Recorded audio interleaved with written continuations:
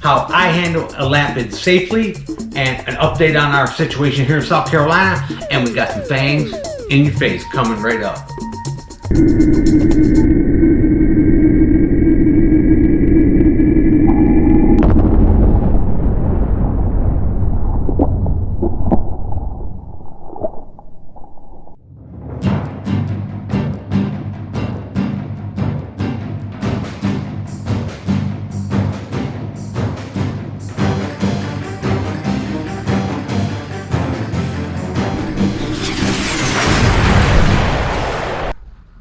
Fangs in your face.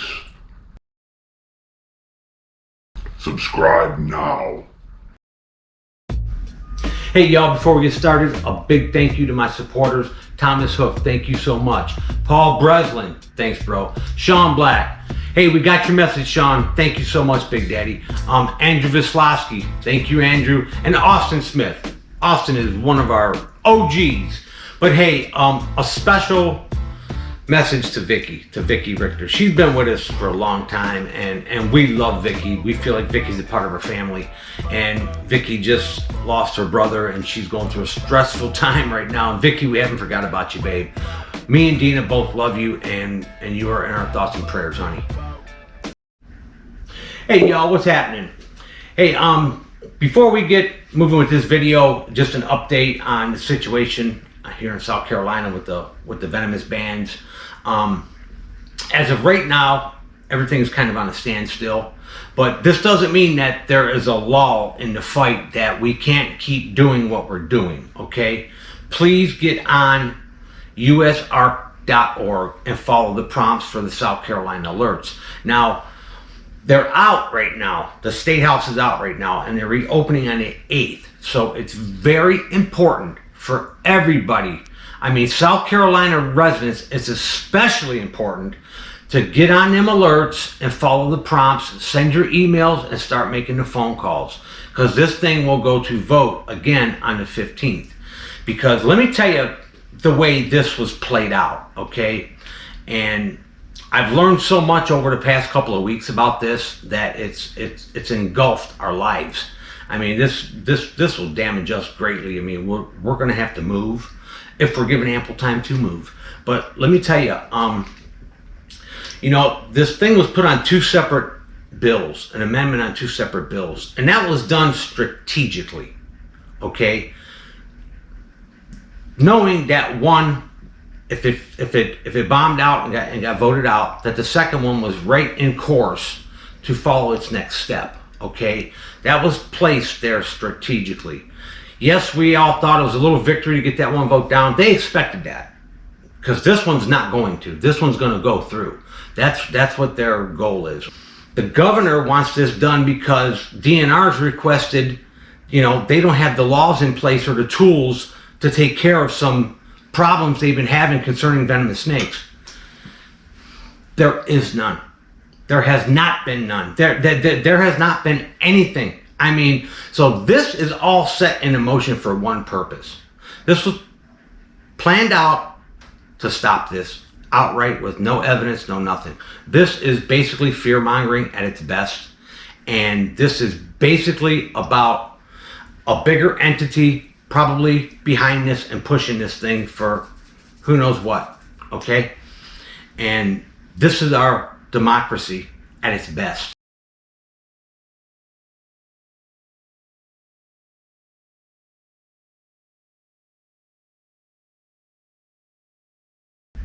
Hey y'all, just a couple quick tips on elapids, okay? On your Cobras, mambas, kraits, you know, them long skinny guys that are flighty, right?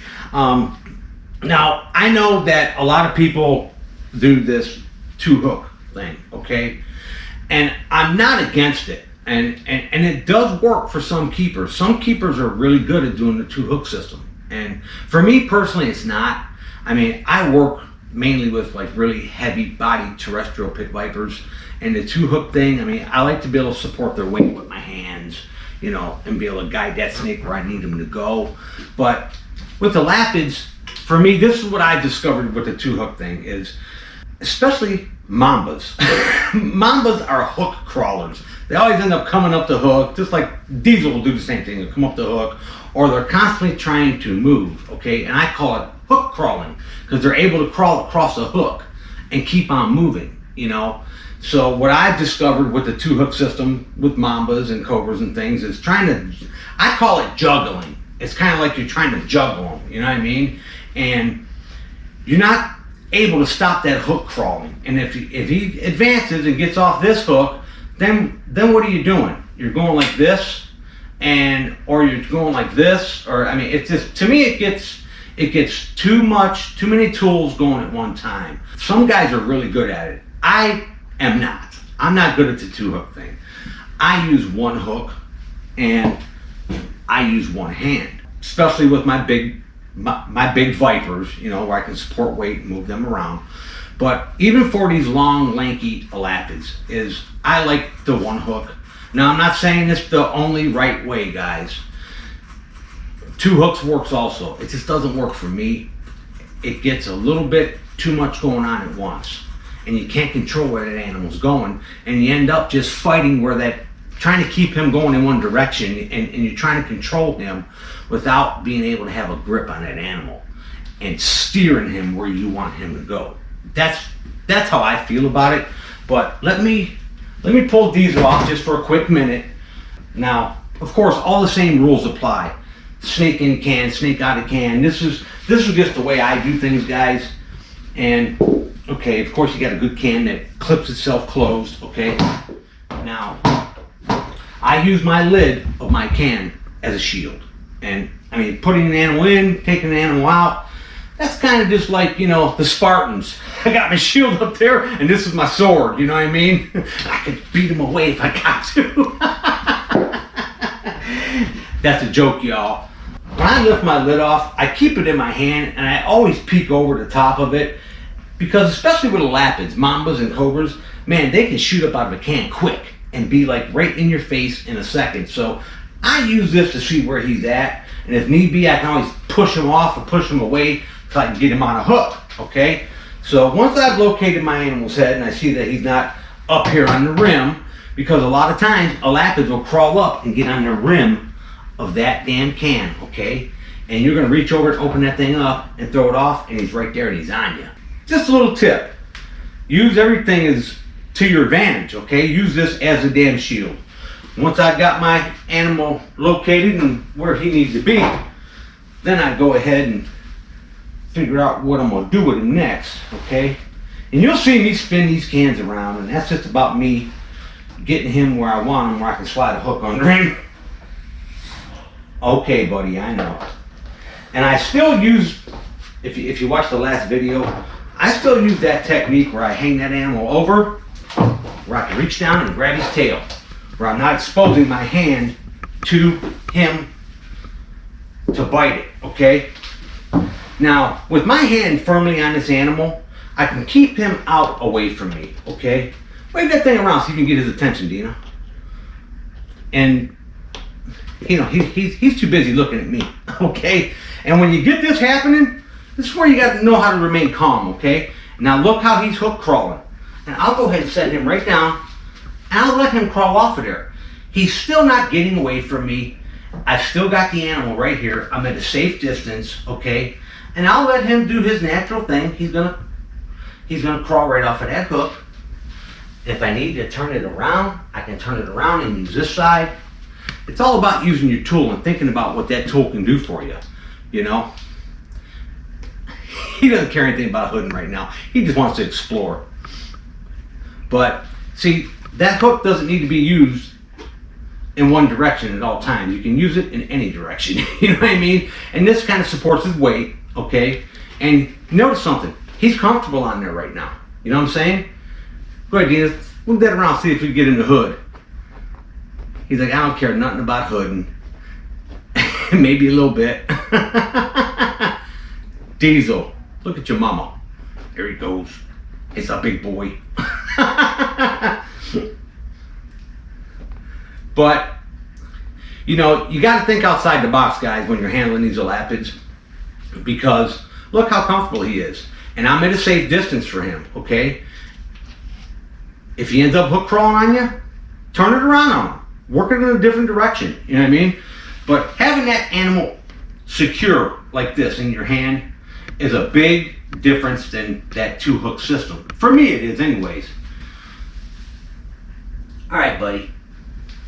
See, and I'll let him gently just move out of the way and go ahead and reposition. And you see this happening a lot with Elapids, okay? Stretching and doing this, and that's keeping that animal out away from me where he can't bite me, okay? But with the Elapids, they're so squirrely, they're so wiry, you need to be able to think quick on your feet, okay? Because you don't know what they're gonna do, because they're constantly moving. It's an animal that's constantly moving. And there he goes with his hook crawling again, okay? And I'm gonna show you this one more time. Don't be afraid to let him crawl up that hook, set it down, but you still got your animal here, okay? He's not gonna escape. He's not gonna get under another cage and me have to wrestle everything to get him out of there. And I do these guys the same way I do pit vipers. I let them crawl over my hook and lift. And with the Elapids, having a long hook is always a little bit better. You want to keep that head out away from you.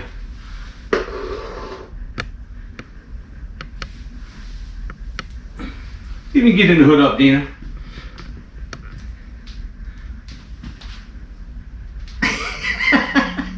Of course, hey, working with animals and children, you're never going to get them to do what you want to do on the camera. When we put him back in his cage, he's going to hood like he's going to be a little monster, because that's his home range. But a longer hook, guys, keeping the animal out away from you is always your best option. And like I said, they hook crawl on you, you can always set that hook down and grab the other end, you know, because for me, that is my best option, for me personally.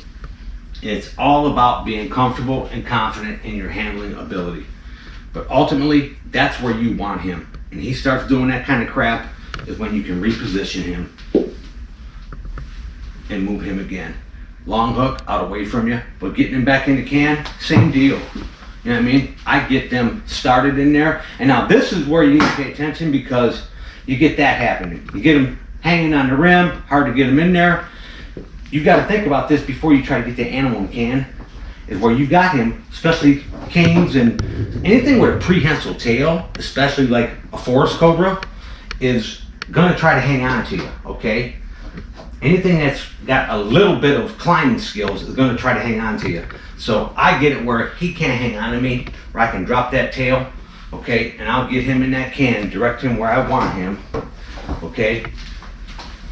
And set him in there, using my shield again, and then lifting him up safely. But the whole thing is, guys, is working with the Elapids.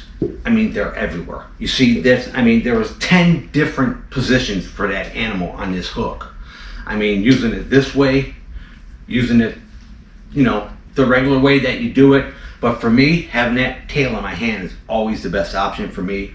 The 2-hook thing doesn't work for me. If I'd have been using that 2-hook system on here, he'd have been wrapped up on 2 hooks. I'd have been in just a knot. It would have been a mess for me. So I like just having the one tool that I use the most to push him out, bring him in, control where he's going, turn it around if I need to, set him down. All them things come into play when handling Elapids, because you don't know what they're going to do. And they're not like handling a damn rattlesnake or a gaboon or a bushmaster. They're not that big, heavy-bodied animal that it's pretty easy to hook them and lift them and control them. They're wiring all over the damn place. So you got to be able to think on your feet, and you got to be able to be comfortable enough to do it calmly. Okay, guys, just a quick couple tips just to hit on for you on handling these lanky Elapids. But we're going to put Diesel back in his cage, and that's another topic, his cage. We ordered him a new cage, took 7 weeks to get it, and they sent us the wrong cage. I'm a big fan of, I mean, sliding glass doors are okay, but I like the drop down doors, and they sent us the wrong unit. So we had to go through sending it back and wait another 7 to 8 weeks to get the correct one, which, in all honesty, we may not even be here. we may have to move because of this current ban situation if something doesn't get resolved. So, but let's just put this little knucklehead right back in his cage, and Diesel's gonna have to gut it out for a little bit until we figure out if we're gonna be living in South Carolina any longer. I mean, best case scenario, we come up with a good permit system, some good regulations, and I'm not opposed to that, but we'll see what happens. And then I can move forward and open my facility. If not, we will be relocating very quickly.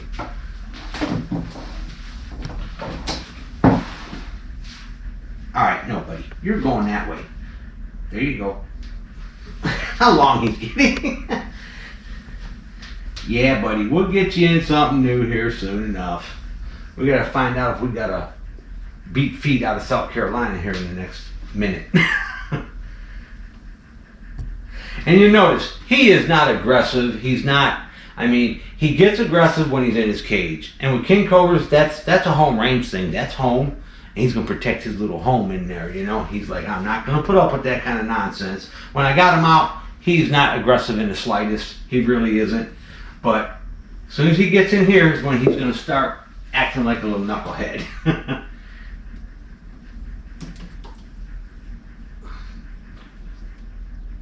Alright, we got him in there safely. There he goes. What's up, buddy? Huh?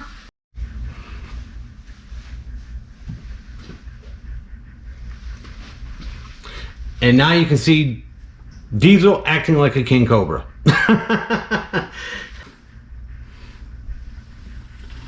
He's like, but I'm gonna come see the camera, huh? Oh, dude, you're funny. Well, Diesel's not in the mood to hood up today. But anyways, hey, we got some awesome, yeah, look. As soon as I turn my back, and let me tell you something, that's what kings do.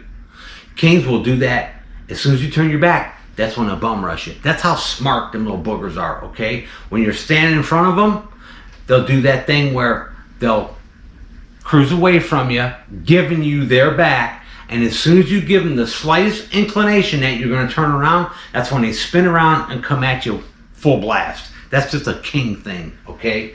And he shows that right there. You turn your back on them, that's when they'll come after you. They're sneaky. But hey, with the fangs in your face that's coming, let me pay attention. And I've done this purposely. A lot of people watch some of the Bothrops stuff where they think they're missing. They think that they're blowing by the prey at them and they're coming after me. And if you watch some of these, they're actually blowing by and turning around and grabbing.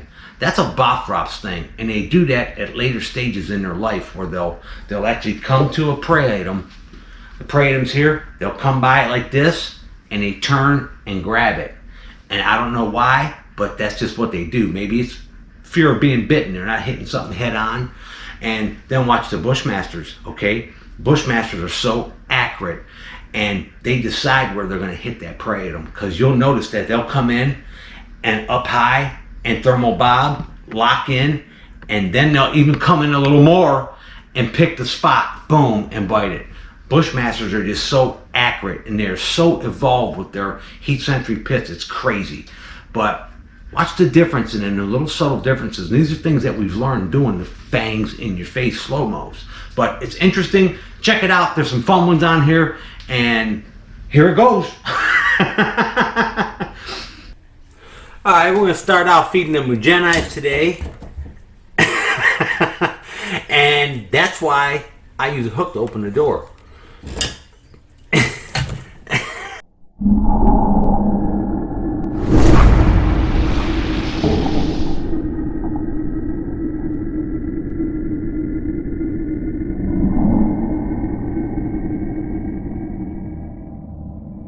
Okay, little lady. It's coming, girl. Let her pick up the heat of this rat. There you go, big girl. Oh!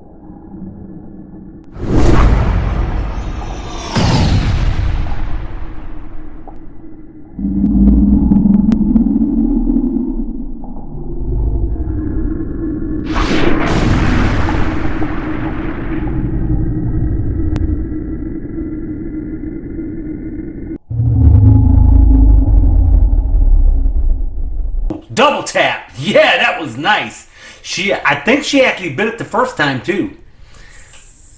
You know, Bothrops got that thing they do. They'll blow past the prey at them, and they'll turn back mid-strike and hit it from the side. And I think that's what she did. I'll have to watch it in the slow-mo. Very nice.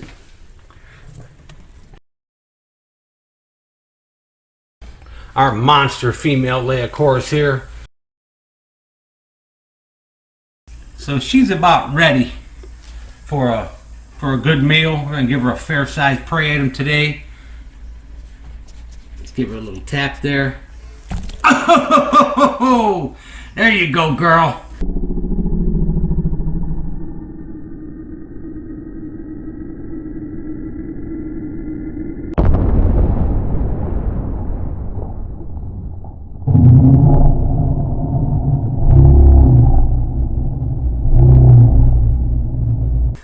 And you know what's interesting with a lot of these Bothrops? They'll come straight in, and at the last moment they always turn and like hit it from the side. They do this sideways strike.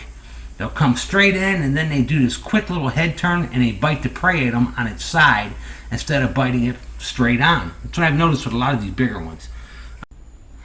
Okay guys, we're going to get a feed into this extremely large adult female Elapids. Let's get her to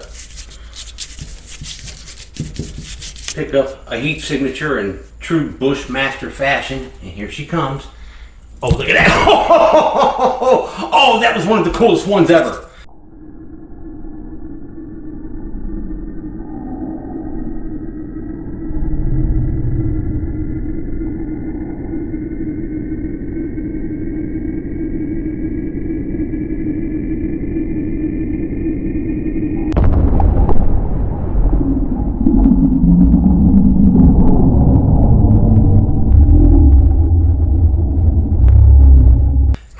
Was awesome. She come up high and came down like a damn missile.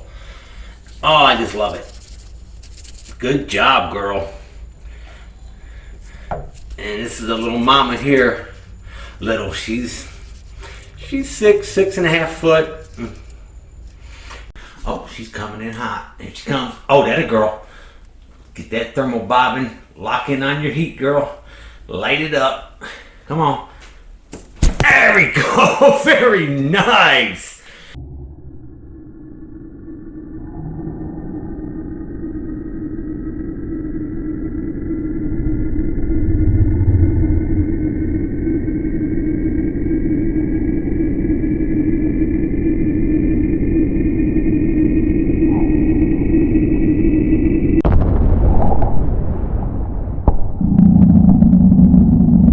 Oh, look at a Venom. Oh, Venom and immediate blood. Look at that. That is awesome.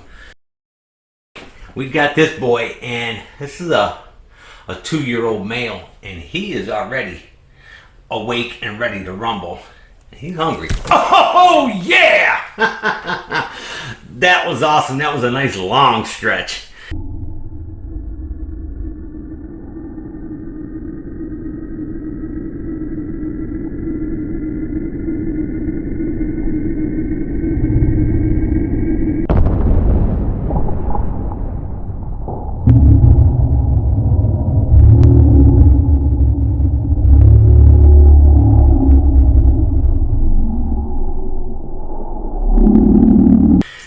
There you go, buddy.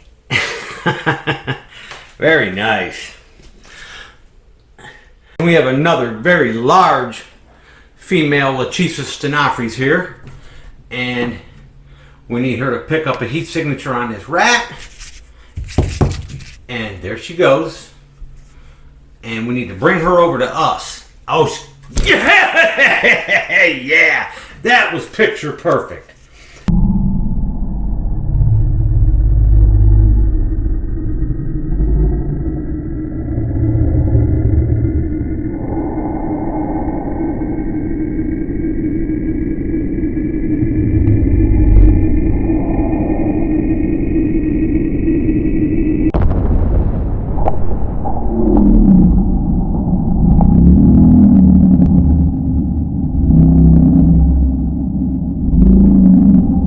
that's the way you feed these big ones, y'all. You want to bring them into you.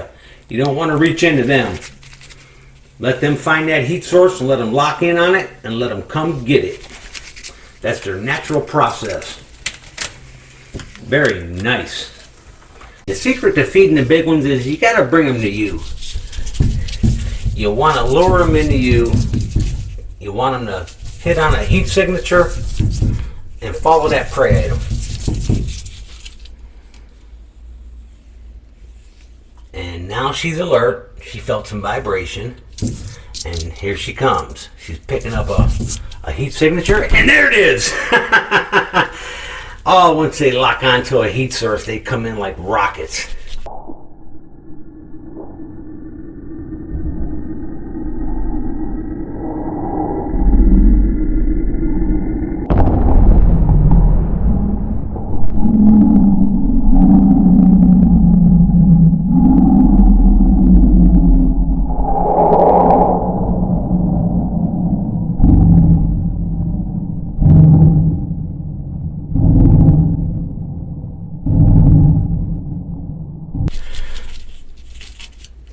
Good girl. Okay, we're gonna go ahead and feed this massive fer-de-lance here. This is a Bothrops leucurus. And even though they're a pit viper and they're working on a heat signature, they still are very strong sight hunters. And oh, okay, there you go. Oh, look at the blood everywhere.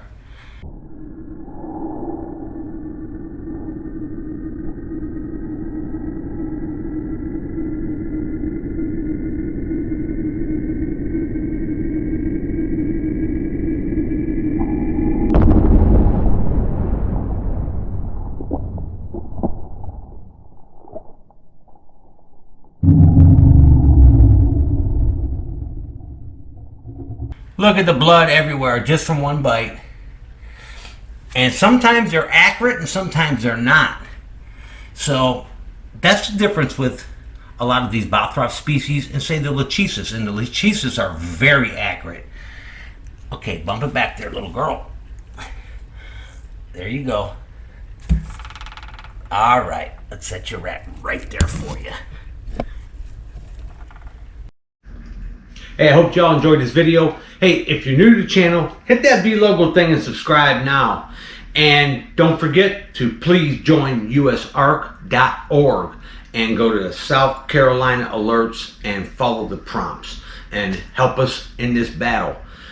Help us help you, and in return help yourself, because believe me, it's not going to end here.